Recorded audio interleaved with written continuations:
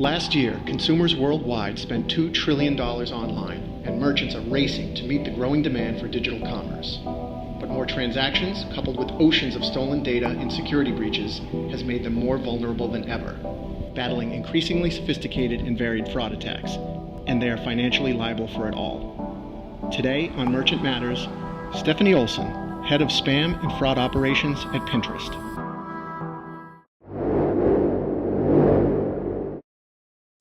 Account takeover and hijacking, and I think it's important for companies to understand how to identify ATO and how to manage through that, particularly for their users.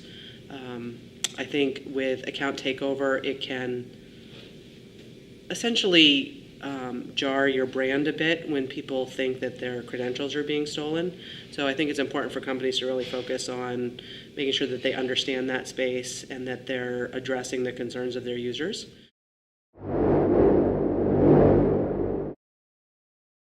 It's important to measure the quality of the operational work that you're doing, as well as the engineering work that you're doing. So the solutions that you have in place to enforce the bad behavior need to have quality processes around it, such as measuring false positives to make sure that you're not leaning too much in one direction or the other.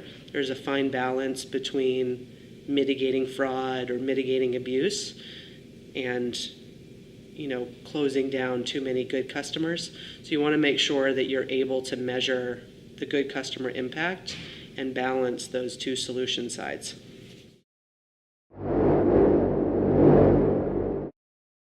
For me, having data science and data analytic resources and really being able to deep dive into the account behaviors and the user behaviors and what's going on in your ecosystem is first and foremost the thing that people should be investing in to make sure that they're making well-educated decisions about where to invest the money in the future, right? So I think you can layer on a machine learning model up front for maybe some quick wins, but you'll quickly realize that you want to have an end-to-end idea of what are the problem areas.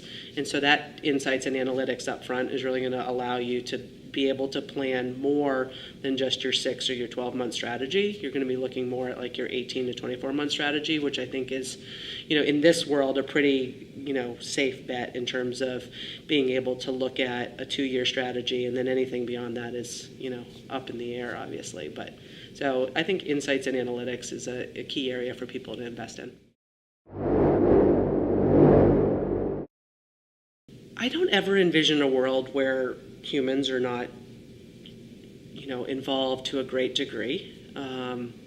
I think that there is 2 areas by which you can have strong analytics. The first is just in understanding your ecosystem and in looking at all of your activities and trends as you develop the strategy to bring models online. So I think that's a really great area to invest in upfront. And then having that ongoing support for when your models do come online to understand, first and foremost, how are they behaving? And then, of course, what are they missing, right? Or what are they overcompensating on, right? So that analytics that complements the models as well, I think is also a key area to have. So when the models are online, I think there's a component of review that happens, manual review, but the analytics that complement that, I think, is really the key to success. There's large risk, I think, to company brand and just to user engagement when you miss on being able to really keep those areas low in terms of user impact. And so I think it's important to really be not only looking at what's happening today, but helping your coworkers and your leaders around you understand what could happen tomorrow and prepare for that. It can be challenging because obviously if it's not happening today, you have to convince people based on your experience that it will. But I think it's important to really continue to push the dial there and make sure that people understand that if you don't put the right controls in place, that they will come and it won't be a good experience.